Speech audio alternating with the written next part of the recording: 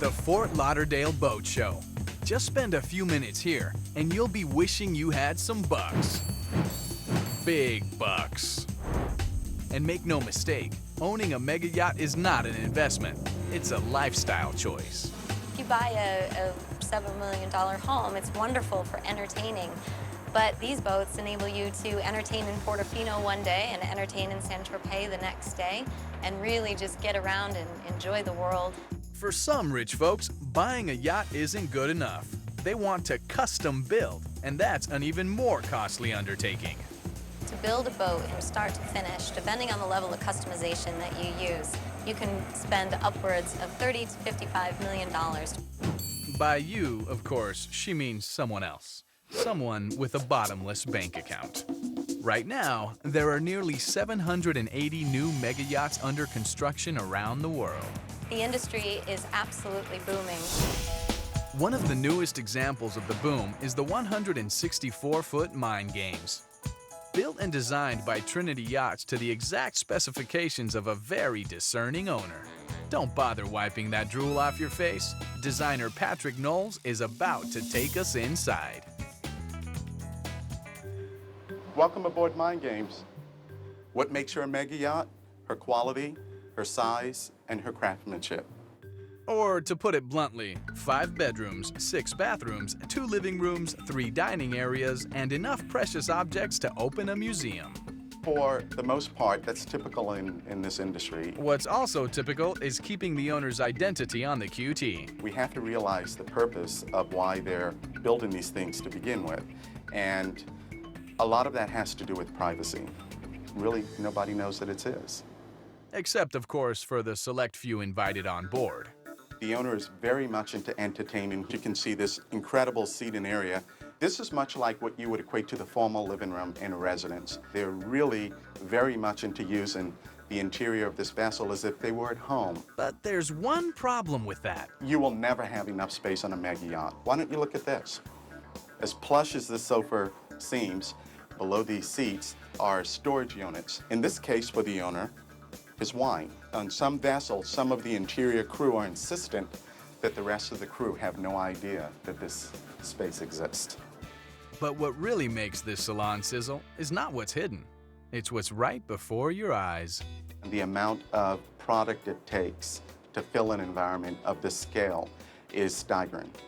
When it comes down to elements that's on the cocktail table, or that may be, as you see on the end table, the lamps, and just all of the little accoutrements that make it the environment that it is, to find that product is a hunt. You're on the prowl, and it's very hard to be able to pick out something as simple as a decorative box and know that that is something that the owner would love.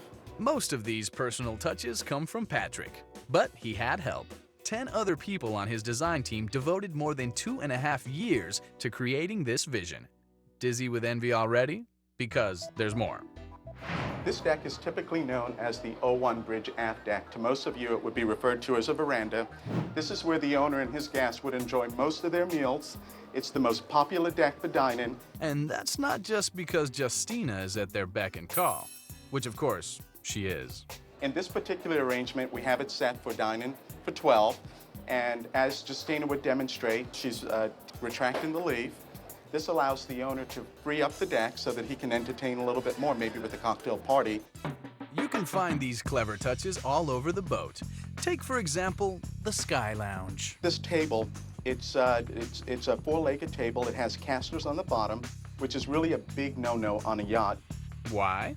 Because when this mega yacht moves, casters can mean a very costly furniture casualty. We were able to attach that with what we call blind attachments. So this table looks as if it's casually sitting there, but it's secured and bolted down. And that gorgeous green bar? The owner wanted to have his bar at a lower level so that he and his guests are in the room together. They're at eye level with each other and they feel that they're really a part of the same conversation. As simple as it sounds to just cut down into the deck and so that the bartender is at proper serving height really was a task in and of itself. So was keeping track of the rest of the long list of requests made by the yacht's discerning owner, like the color of the bar top. The bar top is light green onyx. This is one of his favorite stones. But it's part of Patrick's job to know such things. a big part.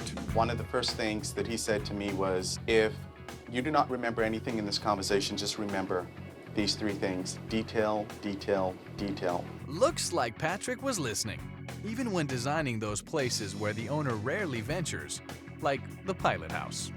Hello, I'm Captain J.D. Ducanis. This is where I live and work. This is basically the captain's office, if you will. I live right off the pilot house. My cabin is just off of it. Coincidentally, my color schemes match very closely to the owner's color schemes. Lucky break. I'm very pleased with how she came out, not only with the interior, of course, but mainly with the running systems. When you're talking about 466 tons of metal, there's a lot of little James Bond gizmos that keep this thing afloat and keep the people aboard from losing their luxury lunch. In terms of stability, this particular vessel has what's called zero-speed stability. We have a system aboard that enables us to keep the vessel stable, flat, and comfortable. Okay, what next? This is our swim platform, which will accommodate our submarine. Say what? Which will accommodate our submarine. Yes, this yacht houses a submarine. The submarine's a two-passenger submersible. It's rated to a depth of 1,000 feet. It was something that he had always wanted. And why should he deprive himself? I mean, if it's only another $10 million. And that's only one thing this boat can carry. This is the bow area. It accommodates our two Sea-Doos. But do you have anything that can top a submarine? This deck is also a touch-and-go heli deck. And once they touch down, the guests don't have far to go to get to the 8-person hot tub, the 58-inch flat screen, or the 22-foot wide sunbathing area. But as the yacht's designer Patrick Knowles likes to say, You haven't seen anything yet, so why don't we take you to the room that I consider to be my pride and joy? you're just gonna have to hold that joy, Patrick. And when we come back, a bathroom that will blow you away, It's a hand-painted mural that we commissioned. and a crew that caters to every whim. And later, see how the ultra-rich rate this yacht. It looks like a French Quarter St. Charles home. Coming up on Super Swank.